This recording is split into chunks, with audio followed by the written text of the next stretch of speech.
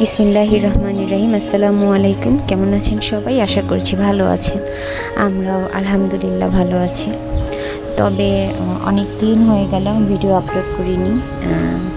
আপনারা হয়তো ভালো করেই জানেন যে কয়েকটা দিন আগে যে ভূমিকম্পটা হয়েছিল, এই কারণে আসলে ভিডিও আপলোড করতে কোনোটাই আর কি ইচ্ছা করতেছিল না বা ভয়েস দিতে। তো ভিডিওটা যেহেতু আমার কয়েকটা দিন আগেই শ্যুট করা, এই জন্য ভাবলাম যে ভিডিওটা যেহেতু রেডি আছে আমি আপলোড করে দিই। অনেক দিন তো হলো, মনটা খারাপ। এমনিতেও তেমন এক নিশ্চিন্তে ঘুমাতেও পারছি না। আমরা যারা ঢাকায় বাস করি তারা একটু বেশি ঝুঁকিতেই আছি, আপনারা হয়তো জানেন। আর ছোটো বাচ্চা নিয়ে থাকি তো একটু এমনিতেও একটা টেনশন কাজ করতেছে। যদি ঘুমের মধ্যে হয় আল্লাহ মাফ করুক, তখন তো দেখা যায় আমরা সেই সেফটিটাও থাকবে না যে আমরা আর কি কোনো একটা নিরাপদ জায়গায় গিয়ে দাঁড়ানোর সুযোগ পাবো। আর যদি বড় মাত্রার হয় তাহলে তো আর কোনো কথাই নেই। আমি জানি না কোন কোন আপুরা এখন পর্যন্ত আল্লাহর রহমতে সুস্থ আছেন, কিন্তু আলহামদুলিল্লাহ আমাদের তেমন কোনো ক্ষয়ক্ষতি হয়নি।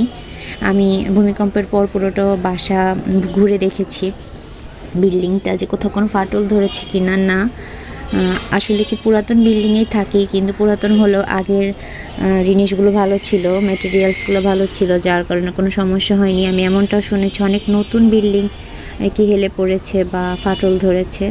তো যাই হোক, সব কিছুর মালিক আল্লাহ তাআলা। আমাদের জীবন দেয়া নেয়া তার হাতে। হয়তো তিনি আমাদেরকে আরও কয়েকটা দিন বাঁচিয়ে রাখবেন, তাই হয়তো কিছু হয়নি। আলহামদুলিল্লাহ, আল্লাহর দরবারে আর কিছুই বলার নেই। তবে সামনে যে একটা হবে এটা তো নিশ্চিত। তো যে যাই করুক না কেন, আমার মনে হয় যে সবসময় আল্লাহর নামটা স্মরণ রাখতে হবে আর আল্লাহর কাছে দোয়া করতে হবে সকল পাপ যেন আল্লাহ মাফ করে দেয়। যতদিন বেঁচে আছি এর মধ্যে আল্লাহর কাছে তওবা করতে হবে। তো যাই হোক, ভিডিও রিলেটেড কথায় ফিরে আসি। অনেক কথা বললাম। এটা আসলে আমি আমার আম্মুর বাসায় গিয়েছিলাম। সামনে যেহেতু ছেলের পরীক্ষা, তো আর সময় পাবো না, এর জন্য আগে আম্মুর বাসায় গিয়েছিলাম। তো সকালে উঠে বাচ্চাদেরকে নাস্তা খাইয়ে দিয়েছি। তা আমি একটু রেগুলার চেক আপের জন্য ফার্মেসিতে এসেছিলাম, একটু ডায়াবেটিসটা চেক করে নিব। একটু চেক করি নেই, কারণ মনের মধ্যে অনেক সময় সন্দেহ কাজ করে। যেহেতু আমার মার ডায়াবেটিস আছে, আমি ভাবি কি যে যদি আমারও হয়ে থাকে আর কি, এজন্য। কিন্তু না, এটা আসলে আমার মনে হয় কি কিছু রুটিন চেক আপ আছে যেগুলো সবসময় আপনাদের করে থাকা উচিত। নয়তো বা আল্লাহ যদি দিয়ে থাকে আপনি বুঝবেনও না, বড় হয়ে থাকবে আপনি বুঝবেন না, তো সেভাবে আর কি মেনটেনও করতে পারবেন না। তো যদি জানা থাকে আপনি সেই অনুযায়ী খাবারটা মেনটেন করতে পারবেন। আর কিছু সুতাও কিনতে গিয়েছিলাম। তো আলহামদুলিল্লাহ ডায়াবেটিসটা নেই, আমার 7.5 ছিল, মানে হ্যাঁ 7.2 হয়েছিল আর কি। তো এটা নর্মাল। আর আমার প্রেশারটা অল টাইম একটু লোই থাকে, যার কারণে আমি বুঝি যে হ্যাঁ আমার হয়তো ডায়াবেটিসটা হবে না। তো যাই হোক, এটাও আল্লাহর হাতে। যতদিন সুস্থ আছে আলহামদুলিল্লাহ, অসুস্থটাও আল্লাহর ইচ্ছা। চেষ্টা করতে হবে আর কি আমাদের সবসময় আর কি খাবারটি একটু নিয়ন্ত্রণে রাখার জন্য। এমনিতেও শরীরের জন্য ভালো খাবারের রুটিনটা একটু মেনটেন করে চলতে পারলে।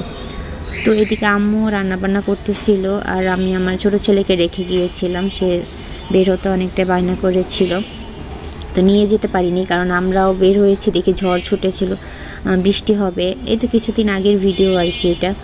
তো তাড়াতাড়ি করে বাসায় চলে এসেছিলাম, কয়েকটা সুতা নিয়েছিলাম। তো এসে দেখে আম্মু গরুর মাংসটা কষাতে দিয়ে দিয়েছে আর পোলাও রান্নার জন্য পোলাওটা বসিয়ে দিয়েছে। আজকে নাহিয়ান নাফিসের বাবা আসবে খেতে। আসলে আমি বেশি একটা আমার বাবার বাড়ি যাই না, কাছে আমার পায়ে হেঁটে 10 মিনিট, তারপরে বেশি একটা যাই না।